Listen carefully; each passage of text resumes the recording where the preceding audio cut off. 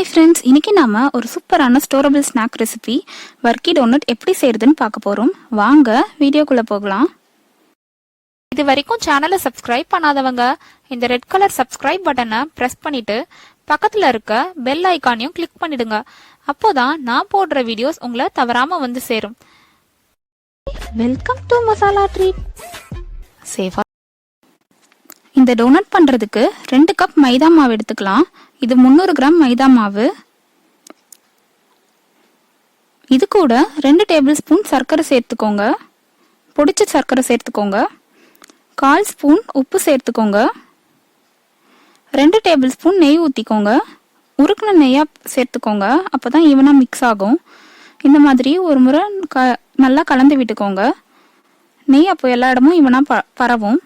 அதுக்கப்புறம் கொஞ்சம் கொஞ்சமாக தண்ணி தெளித்து இந்த மாதிரி பிசைஞ்சிக்கோங்க. ஒரேடியாக நிறைய தண்ணி சேர்க்காதீங்க, ஏன்னா இதில் நம்ம பொடிச்ச சர்க்கரை சேர்த்துருக்கிறதுனால சீக்கிரமாக தண்ணி விட்டுரும்.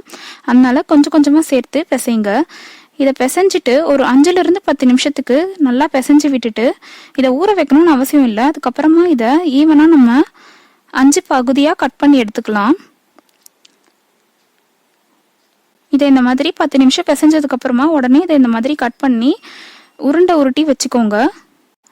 கொஞ்சமாக மைதா மாவு தூவிட்டு நம்ம உருட்டி வச்சிருக்க மாவை நல்லா மெல்லிசா, எந்த அளவு உங்களால் மெல்லிசா பண்ண முடியுமோ அந்த அளவுக்கு மெல்லிசா இதை நீங்கள் திரட்டி எடுத்துக்கோங்க. இது ரொம்ப மெல்லிசா இருந்தால் தான் நிறைய லேயர்ஸ் நமக்கு ஃபார்ம் ஆகும். இடமும் ஒரே மாதிரியே மெல்லிசா இருக்க மாதிரி திரட்டிக்கோங்க. பாருங்க, இந்த அளவு மெல்லிசா இருக்கணும். பேப்பர் மாதிரி இருக்கு பாருங்க, இந்த மாதிரி தான் இருக்கணும். இதே மாதிரியே எல்லாத்தையும் 5த்தையும் நீங்கள் திரட்டி எடுத்ததுக்கு அப்புறமா ஒரு லேயர் வச்சுட்டு அது மேலே கொஞ்சமாக நெய் 1 ஸ்பூன் ஊற்றிட்டு எல்லா இடமும் படுற மாதிரி நல்லா தடவி விட்டுக்கோங்க. அதுக்கப்புறம் அது மேலே கொஞ்சமாக மைதா மாவு தூவிட்டு எல்லா இடமும் படுற மாதிரி இந்த மாதிரி பரப்பி விட்டுக்கோங்க. 5 லேயர் செஞ்சு வச்சுருக்கோம் இல்லைங்களா, அது ஒவ்வொன்றா எடுத்து இந்த மாதிரி மேலே அடுக்கிட்டு திருப்பியும் அது மேலே நெய் தேய்ச்சிட்டு மைதா தூவிட்டு தேய்ச்சி விட்டுக்கோங்க. 5 லேயரும் ஒவ்வொன்றா அந்த மாதிரி செஞ்சு செஞ்சு அடுக்கிடுங்க. அப்போ தான் நமக்கு எல்லா லேயரும் தனித்தனியாக பிரிஞ்சு வரும். இப்போ 5மே நம்ம ஒட்டினதுக்கு அப்புறமா இதை ஒரு முறை இந்த மாதிரி திரட்டிக்கோங்க. அப்போ இன்னும் நமக்கு கொஞ்சம் பெருசாக கிடைக்கும். இதில் நீங்கள் நெய்க்கு பதிலாக எண்ணெய் கூட யூஸ் பண்ணிக்கலாம். நெய் ஆப்ஷனல் தான், எண்ணெய் வேணும்னா சேர்த்துக்கோங்க. ஆனால் நெய் சேர்த்திங்கன்னா சூப்பராக இருக்கும். அதுக்கப்புறம் இதை இந்த மாதிரி வெட்டிக்கோங்க ஈவனாக.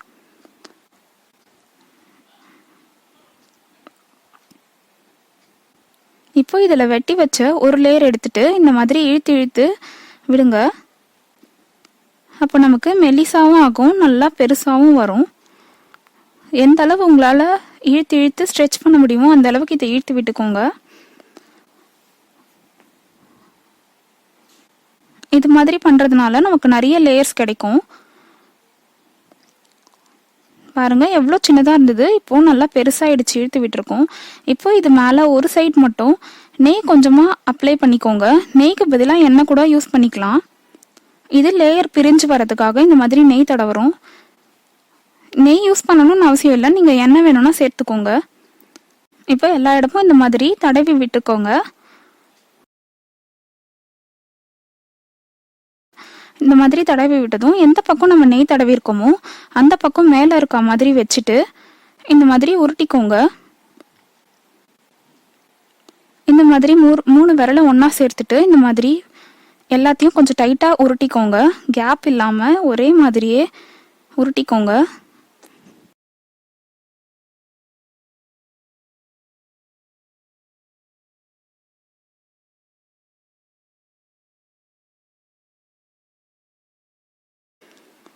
இப்போ இந்த மாதிரி உருட்டி முடிச்சதும் இந்த மாதிரி லைட்டாக அமுக்கி விடுங்க, அது ஒட்டிக்கும். அதுக்கப்புறம் இதை கையிலேருந்து வெளியில் எடுத்துட்டு இந்த மாதிரி சென்டரில் வச்சு இந்த மாதிரி அமுக்கி விட்டு மடக்குங்க. இந்த மாதிரி எல்லா பக்கமும் சென்டரில் இந்த மாதிரி லைட்டாக ப்ரெஸ் பண்ணி மடக்கி விடுங்க.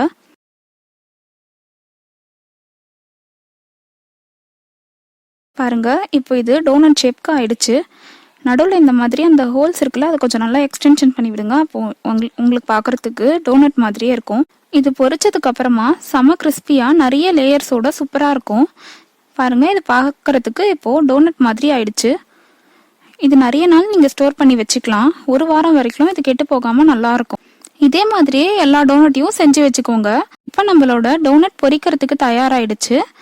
எண்ணெய் வந்து மிதமான சூட்டில் தான் இருக்கணும்.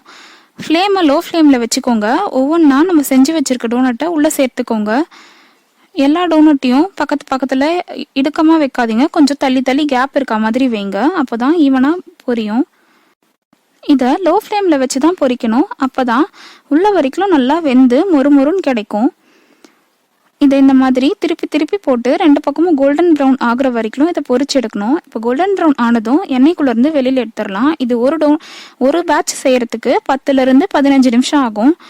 அப்போ தான் நமக்கு உள்ள வரைக்கும் நல்லா வெந்து சூப்பராக இருக்கும். பாருங்கள் எவ்வளோ லேயர்ஸ் வந்திருக்கு இந்த டோனட்டில். இது செம்ம சூப்பராக இருக்கும். கிறிஸ்பியாக, வெளியில் கிறிஸ்பியாக, உள்ளே கொஞ்சம் சாஃப்டாக, செம்ம டேஸ்ட்டாக இருக்கும். இது 1 வாரம் வரைக்கும் ஸ்டோர் பண்ணி வச்சுக்கோங்க. உங்கள் வீட்டில் இருக்க குட்டி பசங்களுக்கு இது ரொம்ப பிடிக்கும். கண்டிப்பாக செஞ்சு கொடுங்க.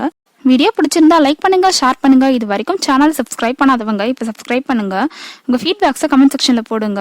நம்ம சேனல்ல நிறைய ஃபர்ஸ்ட் டைம் யூடியூப் வீடியோஸ் போட்டுருக்கேன். அதோட லிங்க் டிஸ்கிரிப்ஷன்ல கொடுத்துருக்கேன். வேணுன்றவங்க செக் பண்ணிக்கோங்க. தேங்க்ஸ் ஃபார் வாட்சிங். பாய்.